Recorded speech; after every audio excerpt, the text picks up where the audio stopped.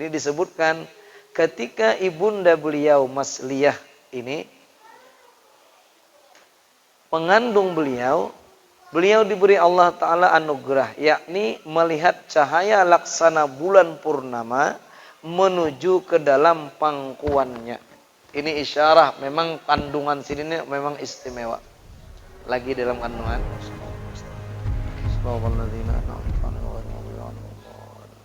Amin. Ya Rabbi warham syayikhina bil badil as-sabr fi qabri rahmah wa ni'am. Bijahi ya Rabbana hasanna qasidna wa akhtim bi khatimati ahsan ma salam. Wa salli ya Rabbana ala nabiyyina hashim wa ala alihi wa sahbihi wal atba'i kullihim. Bismillahirrahmanirrahim.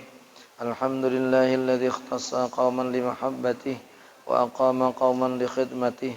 Wassalatu wassalamu ala asyrafil anbiya'i wal mursalin sayyidina wa maulana Muhammadinil amin wa ala alihi wa ashabihi ajma'in. Amma ba'du. Fahadhihi waraqatun qalilatun tahtawi ala ma'ani jazilah wa manaqib azizah lil 'arifir rabbani wal 'alimis samadani abil badali alladhi yatba'uhu at-tali wa yarji'u ilaihi al-ghali syaikh at-tariqati sammaniyah fil mantiqatil banjariyah Asy-Syaikh Muhammad Zaini bin Abdul Ghani wa sammaynaha Bughyatal Muhibbin.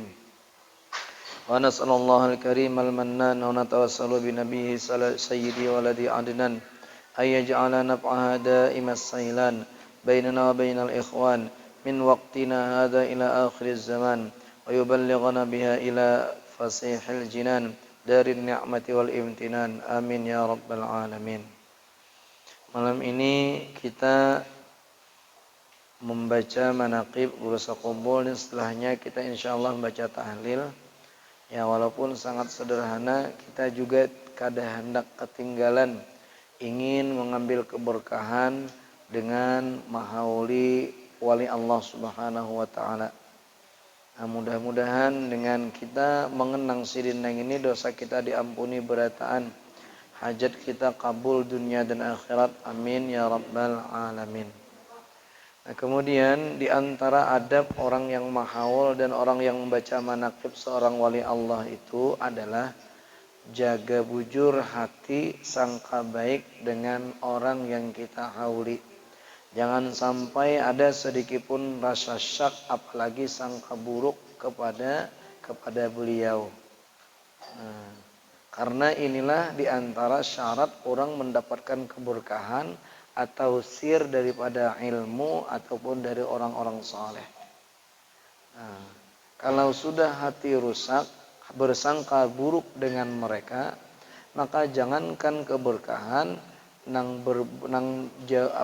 sangat kita takutkan lagi, kita malah semakin jauh daripada mereka. Itu syaratnya. Sama yang kita mengaji, belajar apapun, selain kita memang bujur-bujur hadir, syarat dan adabnya jangan sekali-kali ada sangka buruk, ada i'tirat dengan mereka. Nah, bahkan di antara asbab seseorang itu mendapatkan sir, mendapatkan keberkahan dari orang saleh itu selain berkhidmat, artinya mengabdi, melayani kepada mereka. Nah, yang kedua yang paling penting daripada itu ya menjaga hati. Ketika hati sudah rusak, sudah bersangka buruk dengan mereka, meragukan kesalehan mereka, maka walaupun berkhidmat nih sampai 100 tahun, maka keberkahan itu kada sedikit pun didapatkan. Subhanallah. Nah, makanya di antara adab kita lawan sahabat tuh kan, kalau sahabat tuh kita yakin orang-orang yang memang dibimbing dan dididik oleh baginda Nabi SAW, sehingga wajib hukumnya seandainya kita mendengar ada hal-hal yang seolah-olah bertentangan dengan syariat, seperti ada sahabat seolah-olah mereka berperang, sahabat dengan sahabat seolah-olah mereka bermusuhan, wajib kita menjaga sangkaan kita, berhusnudzan kepada mereka. Kayak itu tujuan dengan wali Allah Subhanahu wa taala. Bahkan dalam agama, jangankan terhadap seorang wali Allah, Jangankan terhadap orang yang saleh, kepada orang-orang biasa saja kita wajib hukumnya berhusnudzan kepada mereka. Makanya Nabi bersabda, khaslatani laisa fawqahuma syai'un minal khairi husnudzanni billah wa husnudzanni biibadillah. Ada dua perkara yang tidak ada di atas keduanya itu satupun daripada kebaikan, yaitu husnudzan, baik sangka kepada Allah, dan yang kedua baik sangka dengan hamba-hamba Allah. Dan wa khaslatani laisa dunahuma syai'un minasyarri. Ada dua perkara yang tidak ada di bawahnya keburukan yang melebihi itu, yaitu su'udzanni billah wa su'udzanni biibadillah, sangka buruk sangka dengan Allah dan berburuk sangka dengan hamba-hamba Allah. Nah, mudah-mudahan kita sabarataan kita yakinkan bahwa memang beliau adalah seseorang yang kada diragukan lagi. Memang dari kehidupan sidin, ketakwaan sidin, wajar sidin ini diangkat derajatnya bahkan menjadi wali Allah Subhanahu wa taala. Nah, baik kita baca dari nasab sidin.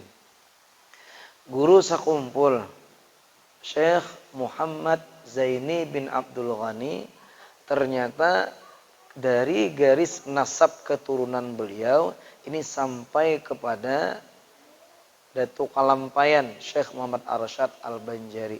Jadi garis sidinnya baik dari pihak abah ataupun dari pihak mama sidin.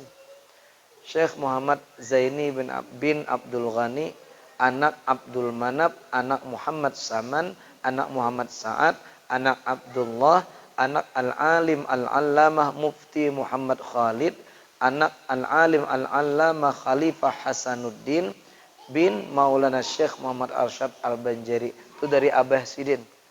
Nah, kalau dari ibunda sidin, itu ibunda sidin bernama Masliyah, anak Safiyah, anak Iyang, anak Muhammad Yusuf, anak An-Alim Al-Allamah Mufti Muhammad Khalid, anak An-Alim Al-Allamah Khalifah Hasanuddin, anak Al-Alim Al-Allamah Maulana Syekh Muhammad Arsyad Al-Banjari.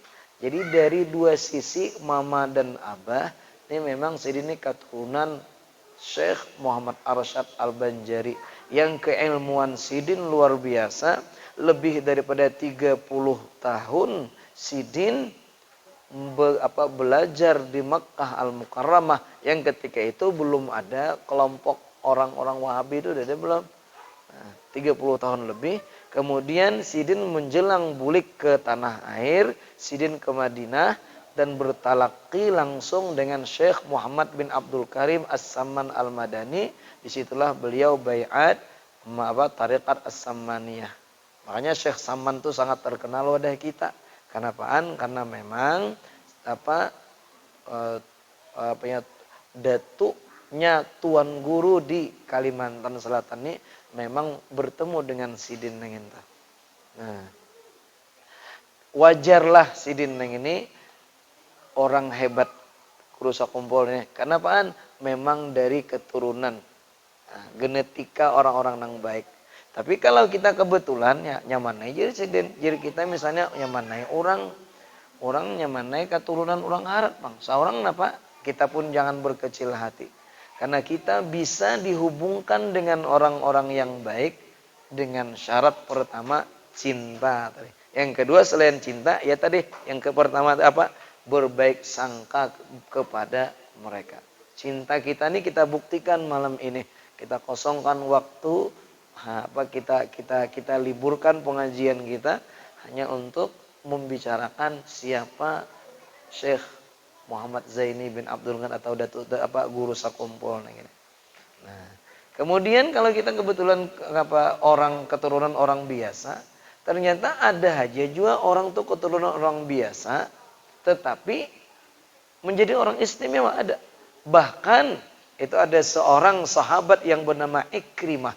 Ikrimah nang ini mati syahid menjadi sahabat Nabi, mati syahid dalam peperangan. Orang yang mati syahid itu kada diragukan lagi surga menantinya.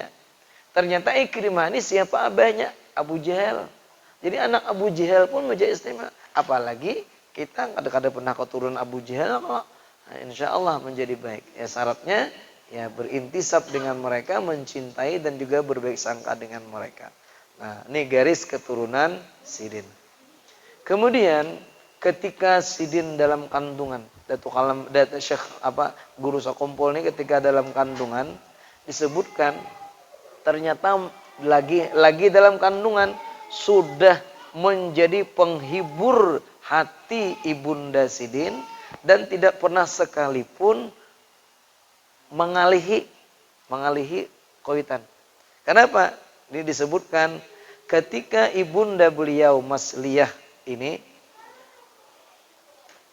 mengandung beliau diberi Allah Ta'ala anugerah, yakni melihat cahaya laksana bulan purnama menuju ke dalam pangkuannya. Ini isyarah memang kandungan sini memang istimewa. Lagi dalam kandungan. Kemudian dan jika ketika ibunya sedang mengidam, kan luar biasa orang mengidam nih handak banget.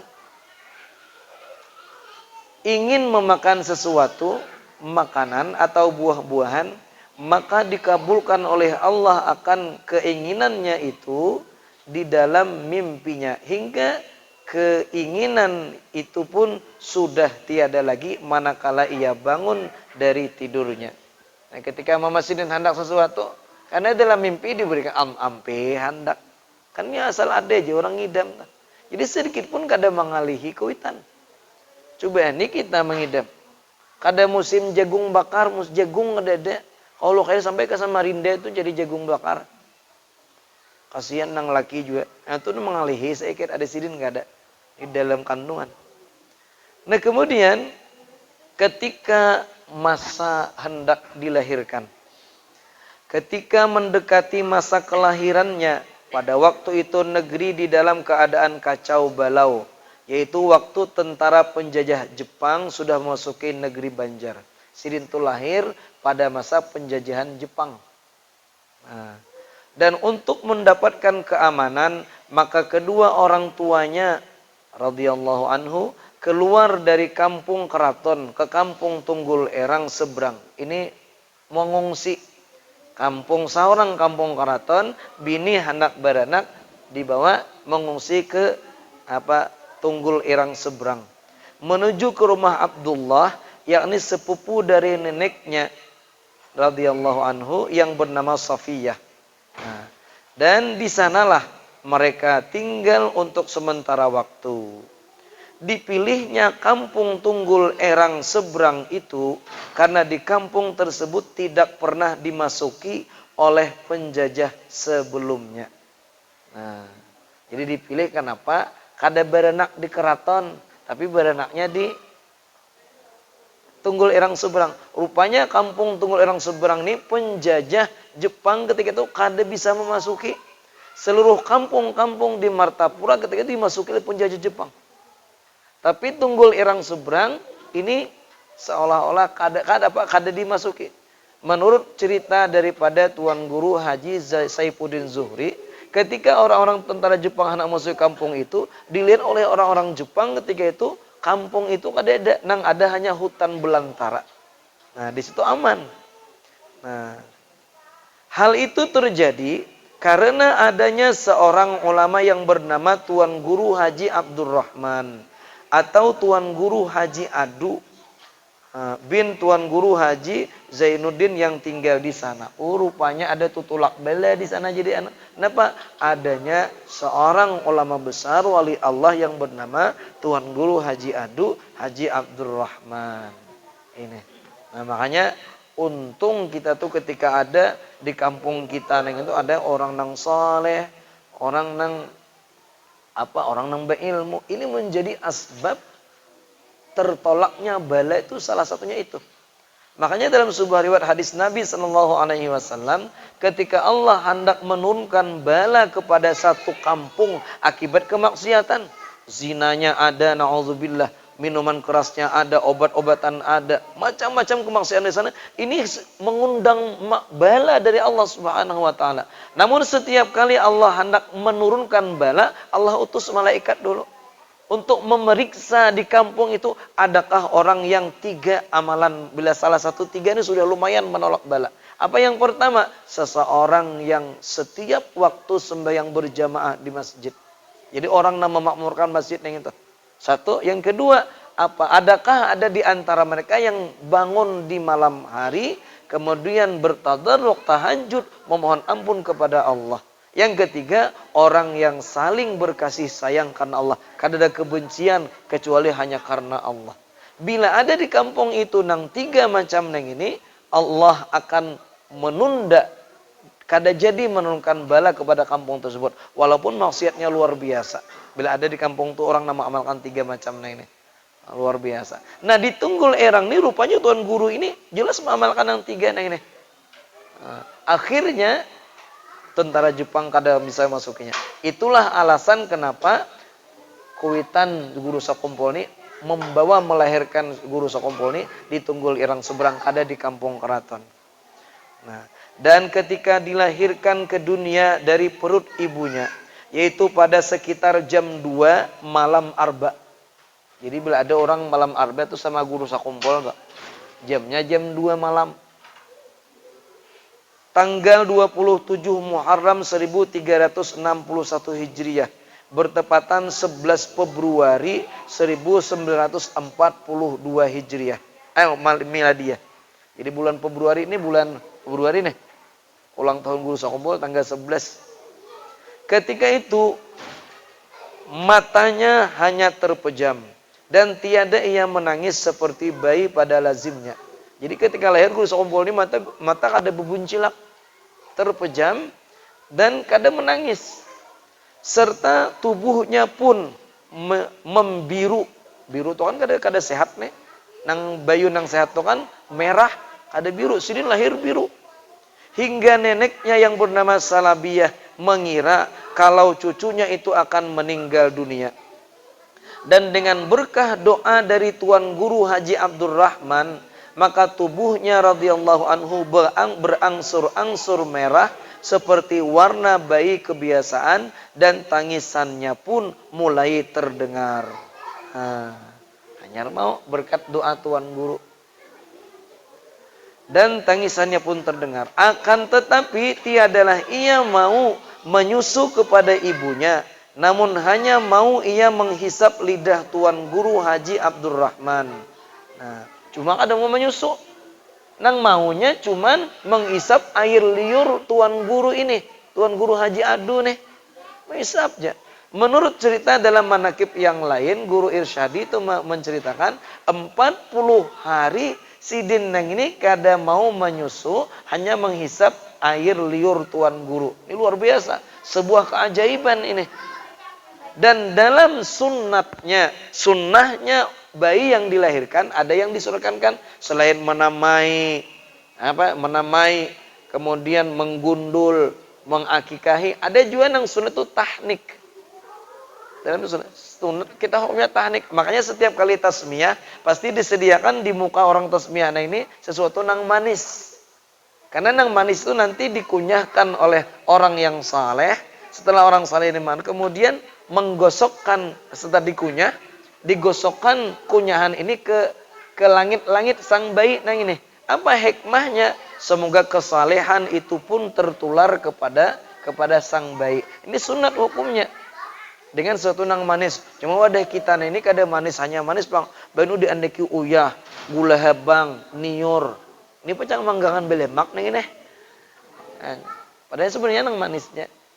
Nah, kalau Guru Sakumpul, Sidin lebih daripada itu. 40 hari menghisap air liur Tuan Guru Haji Abdurrahman. Seorang wali Allah Subhanahu wa ta'ala. Nah, akan tetapi tiadalah radhiyallahu anhu itu mau menyusu kepada ibunya. Namun hanya mau ia menghisap lidah Tuan Guru Haji Abdurrahman. Dan setelah beberapa lama, kada mau menyusu, akhirnya mau juga menyusu. Diketahui bahwa radhiyallahu anhu mau ia menyusu kepada ibunya manakala tiada ada orang lain di sisi ibunya, yakni yang bukan mahram. Nah, ajaib lagi. Sidin ini akhirnya mau menyusu, tapi menyusunya ketika sang ibu kada ada di tengah laki-laki yang lain.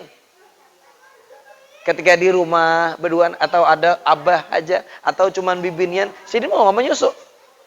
Kalau ada orang lain di sebuah keajaiban, Sidin nggak menyusu. Artinya lagi halus sudah ada keajaiban yang lain apa? Menjaga kesopanan, kemaluan dan wibawa orang tua.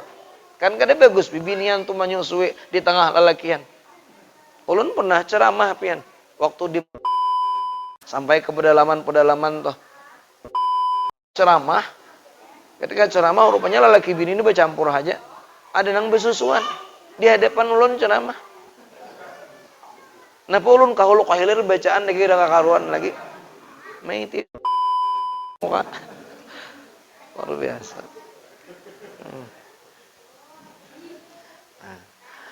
Dan apa nama Sidin ketika kecil itu? Nah, ketika di kecil Sidin itu, beliau dinamai dengan nama Qushairi. Qushairi ini ada seorang ulama, nang kitab Sidin itu namanya Risalah Qushairiyah. Itu isinya tasawuf nang lumayan luar biasa. Nah, jadi mengambil keberkahan itu, nama Sidin waktu itu dinamai dengan Qushairi. Kemudian diganti oleh orang tuanya dengan nama Muhammad Zaini atas permintaannya sendiri. Karena mengikuti nama seorang ulama besar yaitu Tuan Guru Haji Ahmad Zaini bin Tuan Guru Haji Abdurrahman Tunggul Erang.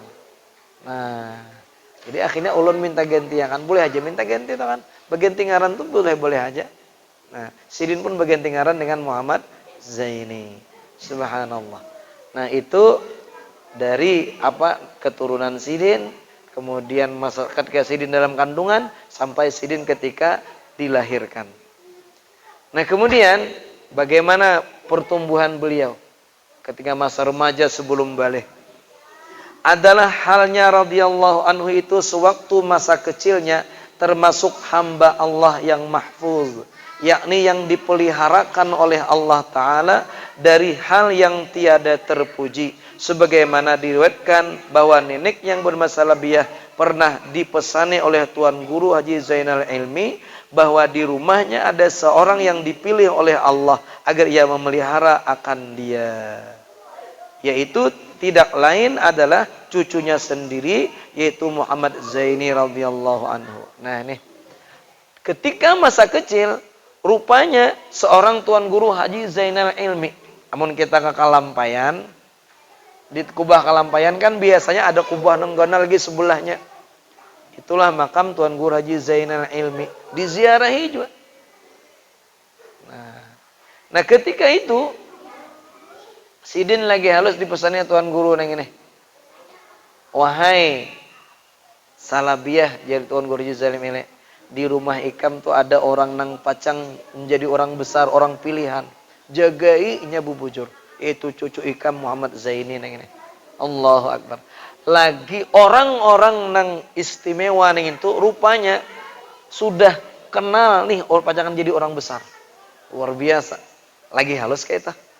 Satu, lagi halus sudah terlihat keistimewaan ini oleh orang-orang Hawas ketika itu. Nah, kemudian dan juga halnya radhiyallahu anhu tidak pernah ia ihtilam seumur hidupnya hingga datangnya sehingga balighnya. Nah, hanya disebabkan oleh umur saja. Nah, kemudian yang kedua, Sidin kada pernah ihtilam. Ihtilam itu mimpi nang kemana-mana sampai keluar mani, mimpi basah. Nah, ini biasanya menjadi tanda seseorang itu baligh. Nah, Sidin kada pernah nang kaya itu. Nah, mimpi nang kada baik tuh kada pernah. Nang jangankan dalam kenyataan, dalam mimpi saja Sidin kada pernah. Oh, dua ada keistimewaan Sidin. Kemudian Demikian pula ketika dibawa oleh salah seorang keluarganya untuk menonton film di bioskop. Waktu kan bioskop, wah ini kan lagi bioskop. Bioskopnya sampai ke rumah-rumah, wah ini. Di HP kita. Nah waktu itu bioskop. Keluarga Sidin ada namanya nonton bioskop. Ayo aja Sidin. Nukar karcisnya di loket kan. Nah, akan tetapi ternyata listriknya padam. Hingga radhiyallahu anhu tidak jadi melihatnya. Ketika masuk ke sana, duduk, soalnya mati sampai bulikan gak ada hidup-hidup. Sidin terhindar daripada hal-hal yang kada baik, dihindarkan oleh Allah Subhanahu wa taala. Kemudian daripada itu bioskop itu pun roboh. Kada lewas entah apa yang terjadi, roboh di situ juga. Kenapa? Didatangi orang istimewa. Waktu itu masih Sidin masih kecil, masih remaja. Allahu Akbar. Lagi halus sudah dilihatkan tanda-tanda memang Sidin menjadi orang besar. Dan adalah halnya di masa itu sudah menampakkan khawariqul adat, yaitu beberapa perkara yang menyalahi kebiasaan. Ada hal-hal yang aneh. Lagi masa remaja nih sudah ada hal-hal yang di luar kebiasaan orang banyak. Setengah daripadanya yaitu telah datang kepadanya seorang kepala gerombolan perampok penganut ilmu sesat. Ada seorang perampok datang, perampok, bosnya gerombolan mana penganut ajaran sesat. Biasanya orang-orang ajaran sesat itu pertama sembahyang ada lagi. Yang kedua orangnya kada sembahyang ada, tapi kena parang, kena pisau, kada luka. Datang nggak ada Sidin.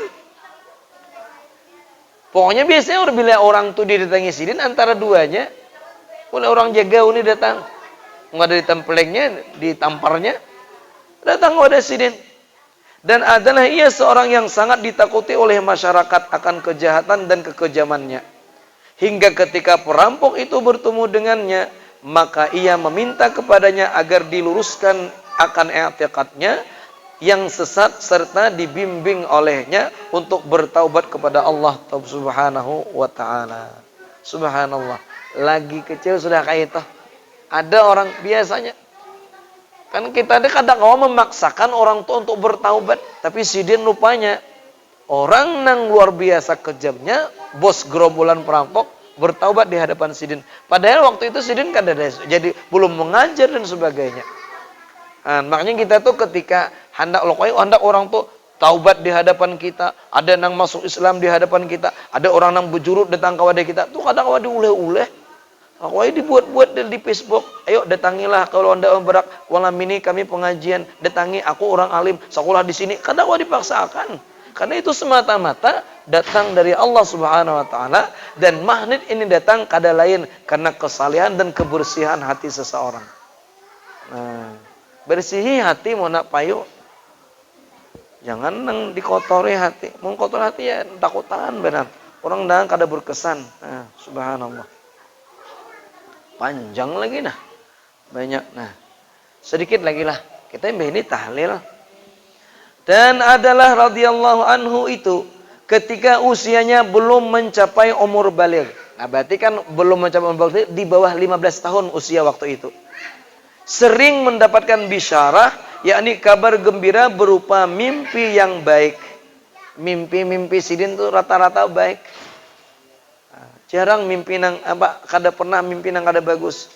Di antaranya pada suatu malam Jumat adalah radhiyallahu anhu bermimpi melihat sebuah kapal besar. Pada dinding kapal itu bertuliskan Safinatul Aulia. Safinatul Aulia itu kan Safinah, kapal, Aulia, para wali. Kapal para wali. Kapal itu dalam mimpi melihat bertuliskan kapal para wali.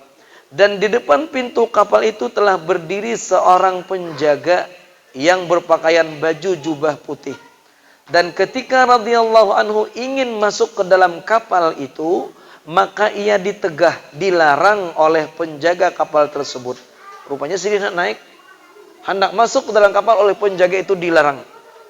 Nah, dan adalah mimpinya itu berulang setiap malam Jumat. Malam Jumat berikutnya mimpi lagi seperti itu. Kapal datang, ada sebuah kapal besar bertulis Safinatul Aulia, beliau hendak masuk ke dalamnya.